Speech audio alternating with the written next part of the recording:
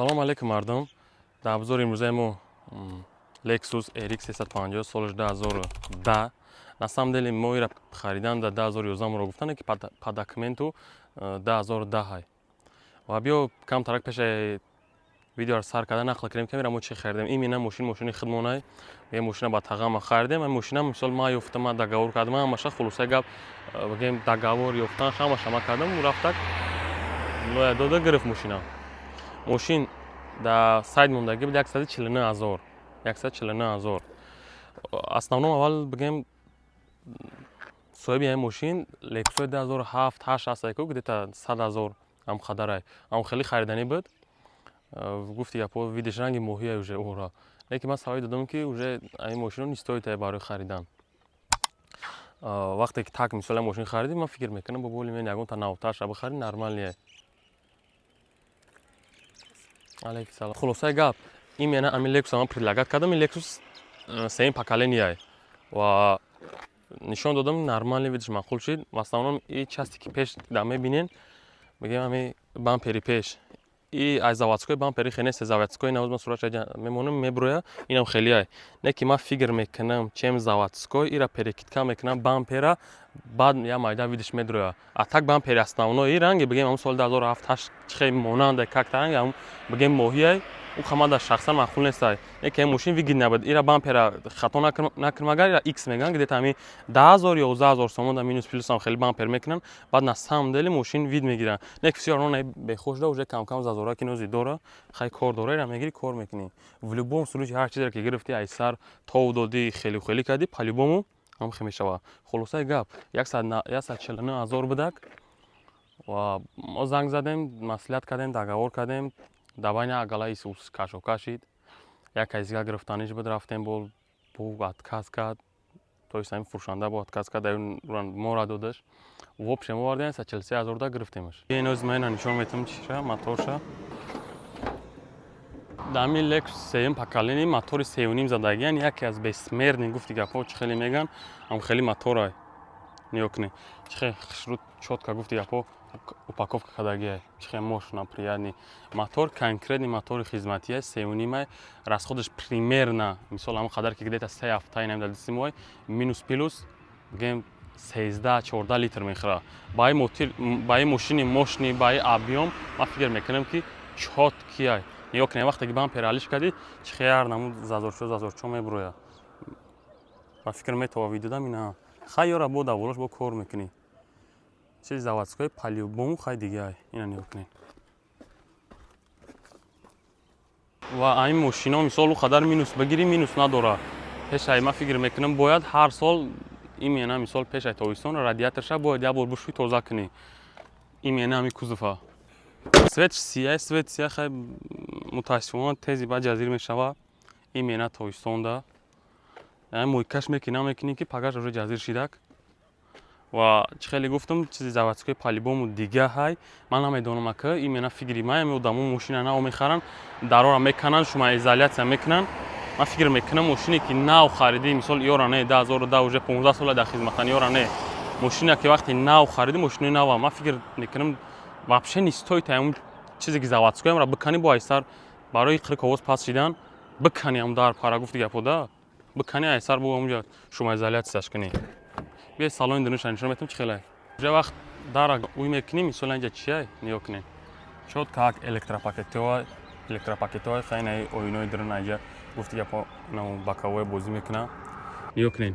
Уже ман сидеяра специалан худам қафо кардагием, рула дурун ровардагием. Нёкне вақте кос агар инҷа меҷиқам.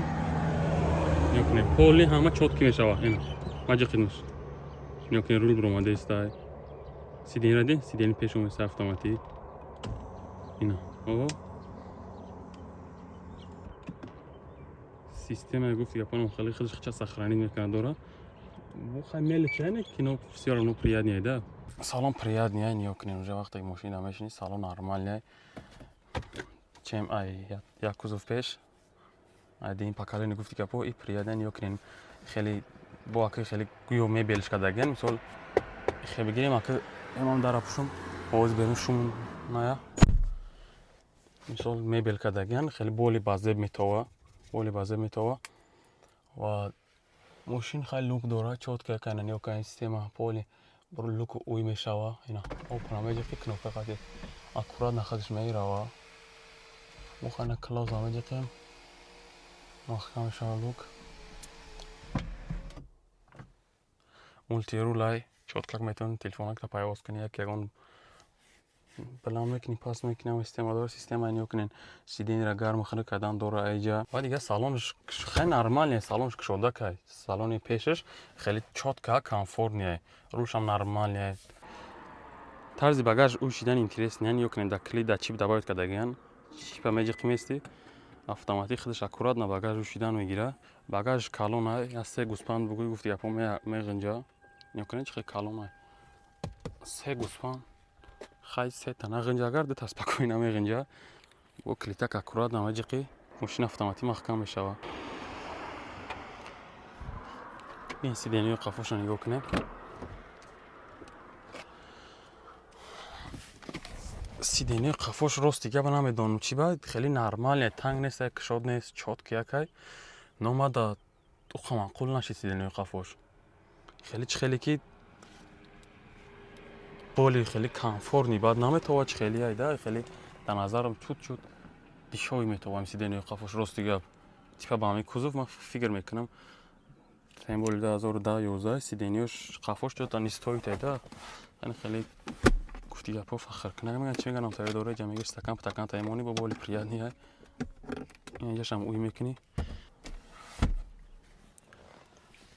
این دا قفوم کانسانیر دوره سلیچو کانسانیر گریون کردی و دامون قفو چوت کیاک سالقیناک میشوان پس این ماشین نرمالی میگم که زمین لکس دیگه ایامی کوزوف بولو در نظر من شخصا در همین سال ایامی کوزوف بولو لکسه توش رو هم خیلی بام پیش هم خیلی بازه میکنی نه سم هم دلی بازه میشه زاودیت کنیش موتور کارلونه موتورش کنکریت کارلونه ایدین این چیزی که ماده معقول نیسته نیو کنین ما وقتی که زمین ایر دامه مونم کو نیو کنین داگجو میانمی گفتی ابو زدنی کامera داگجو نشون میده من نمیدونم چی ماده نی پریاد نیه می چه درستی که ماده معقول نشیده اگر نه جا کالون نشون میداد مثلا فکر میکنم بولی نرمالی و ممکن که اینجا کنترلش کرده بشه که اونجا بگذارونش نه که نکفت میشه اگه بونه من فکر میکنم که اینجا دمسته چون تمام مدن معقول نشه راستی گپ ممکن خیلی داخل دو معقول شوه یه دین این چیزی که بگیم ما معقول نشه نمیاد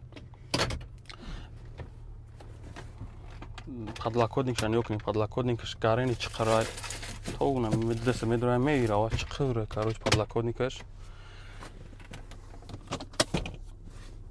چه دخیه پالتینسای داکمنت سالفت کرد این اینجا یک باقلی که یعنی که نرانگی چی بگیم مات کداگیانه خیلی اینجا پلاسماسی هم یکون سموندی توقات چلاق میکنه بسیار اونو نیپریاد نیه دیگه تمام کانسانه لبوچ کار میکنه هیچ هم پریادن یا کنینا ماشین محکم میکنه موزی ماشین محکمه پیش میرم اتوماتیک میشه یکون کنوب کارا نجیده ایشم یا فونکسیون چه پریاد نداره اینا لکسوس گرفتین امی کوزوف بالا بگیرین شخصا فکری من راست خودش چنین او خیلی گفتم کل یا پاکالین یا پایان رنگی او بزرگ نیست بسیار اونا موتورشون уже боли наутарай ягон сола кайвода наутарай моторша моторои чёткие моторои хизматие биан оз тест драйв мекунем мебинем ки дар машин хича чихе нишон мета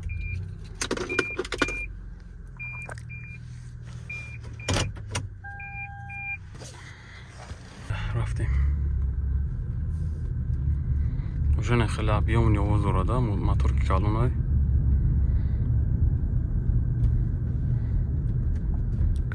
گرم کنیم که گرم شده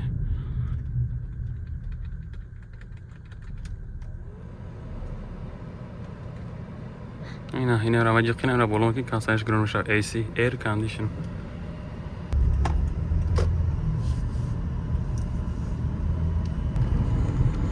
خداوش نرمال ماشینا خداوش شروع خدمتیه بعد برای آدمایی که نمیدونن همین لکسوس چیه بیاین برای ما بفهمونم لکسوس این کمپانی تویوتا فهمیدین این 100% تویوتا مثلا اون کمپانی دیگه اون دولت نیست ماشینی Япония, компания Toyota. Просто ира основном барои мисол боли барои Америка мекунанд, барои Европа, барои Америка производство мекунанд.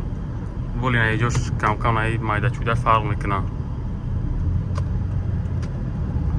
майдачӯдаш фарқ мекунад, яъне сифаташ. Тамом хай мошине ки Toyota кишид. Мошини хизматие. Мошини надёжние. Ина моторш мотораки чёткие. Чётки як мере, уқа бигем ҳис намекунӣ ки рада рафтест. Хушрӯ мекаша, кашиданаш хушрӯи бад нест. Чётки як гуфти гафо хуба мекунам мошин.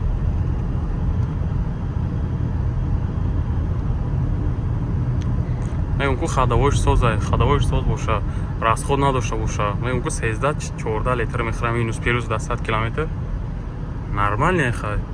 Моторш ба қувват. Хеле вақте ки ба ин рафтӣ, хеле раҳ дар назарат скучнӣ наметова. Раҳ дар назар не хеле чӣ гӯем, скучнӣ наметова рӯзи гап. Чётки якай. Бо мегӯм ку ма фикр мекунам Lexus айнами кузов уже бигем оз дани момент Lexus по виду бигирем агар ёки салон қатъиам. Салоншам салони базевакай. Салоншам салони хушрӯай. Даро азоб равон даро тамошо кардантон. Хуш омаден ба Акрам авто. Касе ки намедона дар ин канал ман ашути мошино обзор мекунам. Якум обзора ин менаи мошини худам сар кардам. Ва касе ки дар комментария шумо чӣ намуд мошине ки менависен, ман ашути ҳам мошино обзор мекунам. Так шумо мисол ягон лайк пак мада дар кор нестай. Чизе ки ман мехоҳам ам видеоро запис мекунам, шумо дар мепартом, шумо просто тамошо кунен ва бифаҳмед ки ҳамчун чӣ хеле мошина мада басай вордаро. Як кас мисол як интихоби правилне кунад хатта мошини ба ченел чабгира мада басай. Ва шумо дар комментария ман шумо хоҳиш мекунам бинависед ки шумо дар чӣ хеле мошин мақбулай, ки ман хеле мошина барои шумо обзор кунам. Мегӯм ки ман дар лайк, подписатсия ҳеҷ чӣ дар кор нест. Ягон чиз шумо просто дар комментария бинависед шумо дар чӣ хеле мошин дар корай. Тамом, ман хеле мошинам миёвам обзор мекунам, шумо дар мепартом, шумо тамошо кунед бародаро. худо нигаҳтон дорад, панотон ба худо. Если чо алоқа даем.